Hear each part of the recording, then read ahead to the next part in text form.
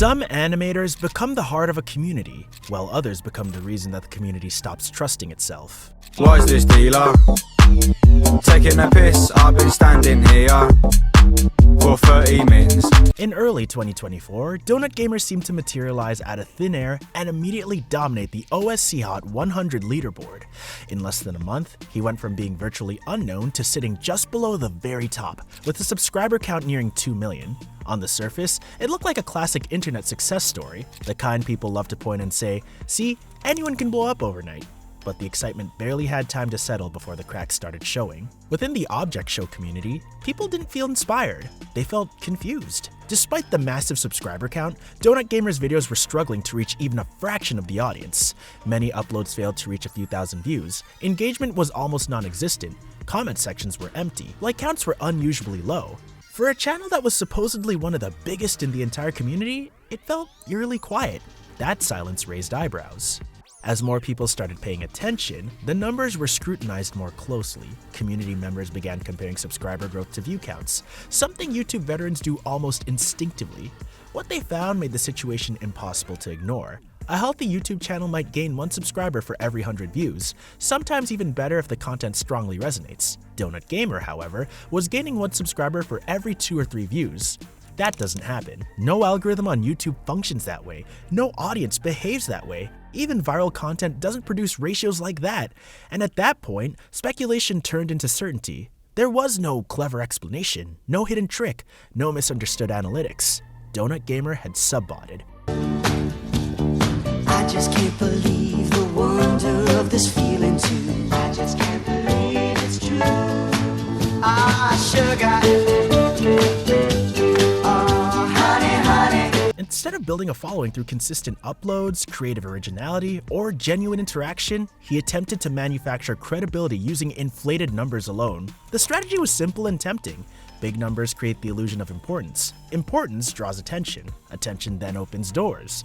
The problem is that fake growth cannot survive scrutiny. The moment anyone looks close enough, the entire illusion collapses. Now, what made the situation even more frustrating for many people was the lack of response from YouTube itself. There was no visible investigation, no public action, no enforcement of platform rules. The channel continued to exist as if nothing had happened, despite the evidence being obvious to anyone willing to look at the analytics for more than just 30 seconds. That left the community to clean up the mess on its own. The OSC Hot 100 leaderboard eventually removed Donut Gamer entirely, not out of spite, not out of drama, but because the data was no longer credible.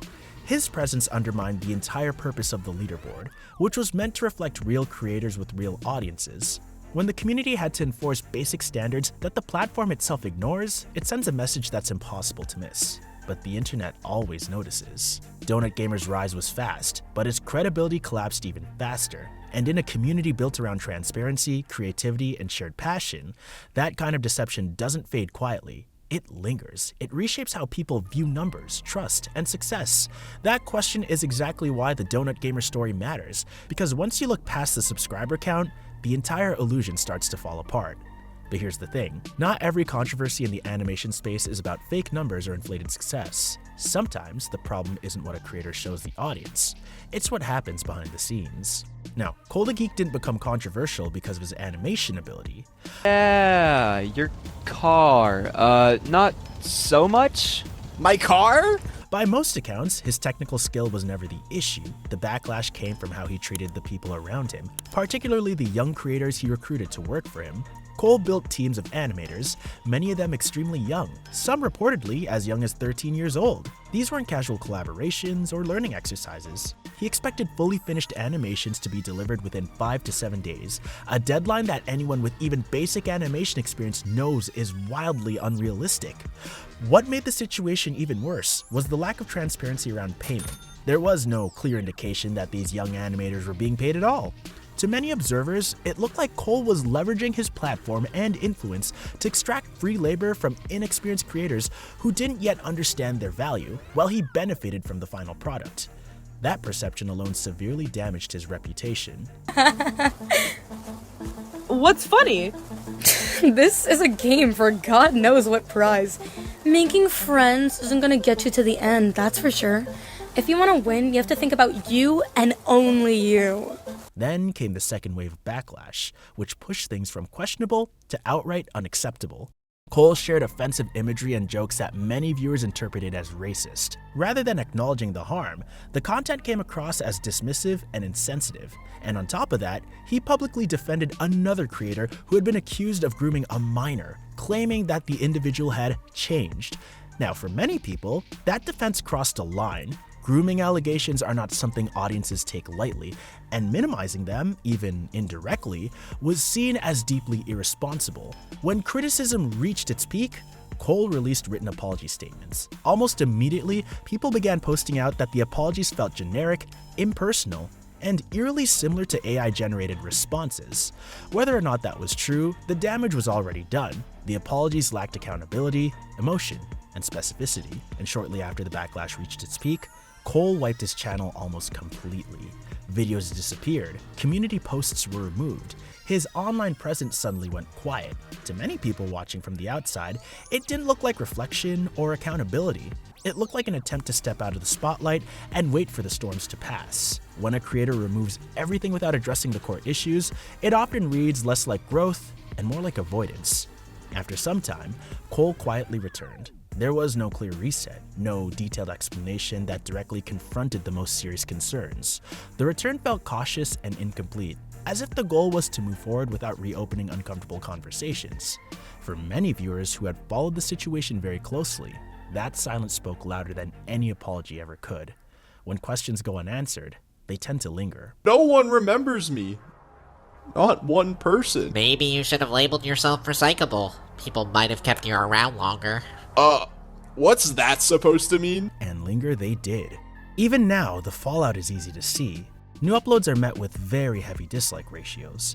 Comment sections are filled with reminders of past behavior rather than excitement about new content. Instead of being a space for discussion or creativity, his comment sections often read like unresolved arguments frozen in time. The controversy never fully faded because it was never properly addressed.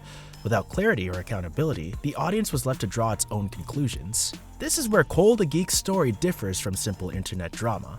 This was never just about the people being offended or cancel culture going too far. It was about responsibility. It was about how someone with influence treats the people around them, especially when those people are younger, unpaid, or eager to please. When a creator holds power, whether through an audience or a team, their choices carry real weight. Ignoring that responsibility doesn't make it disappear. It only makes the consequences last longer. That's when the conversation shifted from admiration to suspicion, and numbers started telling a very different story. And the moment a creator forgets that, admiration has a way of turning into suspicion very quickly. That shift is exactly where this next story begins. APOY, a person on YouTube, was not a fringe creator or an obscure name within the object show community. Shut up! I'm Grassy, you motherfucker. Okay. He was a well-known OSC commentary creator with over 160,000 subscribers, a size large enough to give him real influence. His videos were confident, analytical, and positioned him as someone who understood the community and its problems. To many viewers, he came across as informed, level-headed, and trustworthy. That reputation is exactly what made the fallout so severe when the truth came out. APOY was exposed for having an extreme fetish and for privately soliciting fetish-related audio from another person through direct messages. On its own, having a fetish isn't a crime, and it's not automatically a moral failing.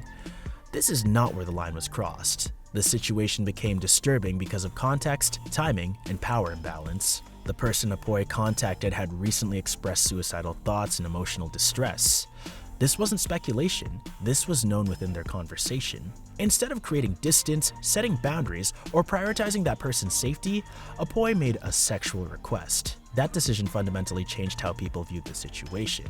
What could have been framed as poor judgment instantly became something far more serious. A failure to protect someone in a vulnerable state. A volcano? Imagine that.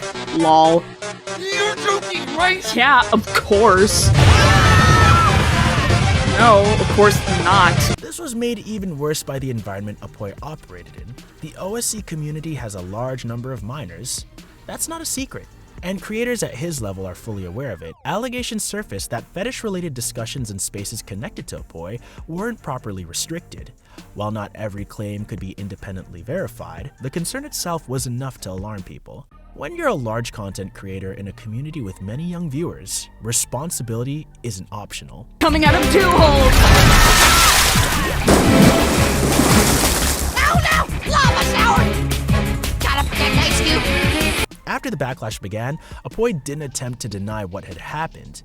He acknowledged that he had crossed a line, but the way he framed his responses only deepened the damage. He described the situation as bad timing, a phrase that immediately rang hollow for many people watching. Given the context, that wording felt less like accountability and more like deflection. The issue was never about when the message was sent. The issue was that it was sent at all, especially under circumstances involving vulnerability and a clear imbalance of power. To the community, that explanation felt dismissive. It reduced a serious ethical failure to a scheduling mistake, as if the same action would have been acceptable at a different moment. That framing mattered because it suggested a lack of understanding about why people were upset in the first place. When creators respond to criticism without fully grasping the harm they caused, it becomes clear that the apology is more about damage control than change. APOY's case became a clear example of how quickly respect disappears when power is misused, and how reputation means nothing if it's not backed by ethical behavior when it matters most. Cloudy Eggs was a smaller creator, but his impact was severe. He was exposed for engaging in fetish roleplay with minors on Discord servers. Screenshots allowed inappropriate conversations, roleplay scenarios, and admissions of paraphilic behavior. Screenshots later revealed that Cloudy Eggs was engaging in fetish-based roleplay with minors inside these servers. The conversations weren't vague, ironic, or misunderstood jokes. They involved explicit scenarios, inappropriate power dynamics, and sexualized language that should never exist in spaces where minors are present. In some cases, Cloudy Eggs openly discussed his own paraphilic interests, treating them as something to share rather than something to separate from younger audiences. What made this case significantly worse was the way Cloudy Eggs responded once the allegations became public. Instead of firmly denying the accusations or challenging the validity of the evidence, he did something far more damaging. In the comment section under exposure videos and community discussion posts, he openly admitted to certain aspects of the behavior. These weren't carefully scripted apologies or vague statements meant to calm the situation. They were direct, unfiltered responses that acknowledged the reality of what had been shared. And by doing this, Cloudy Eggs removed any remaining doubt about the authenticity of the screenshots and conversations. And for a brief moment, some people had wondered whether the evidence could have been taken out of context or manipulated. Those questions disappeared almost immediately once he began confirming details about himself. His own words validated the claims more strongly than any expose ever could. Those admissions changed how the community viewed the case almost instantly. Okay, Fiery, you try. You try, Taco. Hey, have any of you seen my blueberry seeds? Once someone confirms inappropriate interactions with minors, the discussion stops being about intent or misunderstanding. It becomes about responsibility and harm. And at that point, there was no scenario where explanations or context could soften what had already occurred. For many people, that disappearance didn't feel like accountability. It felt like an escape from consequences, leaving victims and the wider community without closure. What remained was a clear line in the sand. Once minors are involved and admissions are made, walking away doesn't undo the harm. It only freezes the damage in place. This case stands as a reminder that silence after exposure isn't the same as resolution, and disappearing doesn't erase what had already happened. The most loved animators didn't become loved by accident. They earned it through consistency, respect, and restraint. The most hated creators didn't fail because of one mistake. They failed because they ignored every chance to stop. And in the end, the difference between the most loved and most hated animators isn't talent, but whether they chose to protect their community or themselves.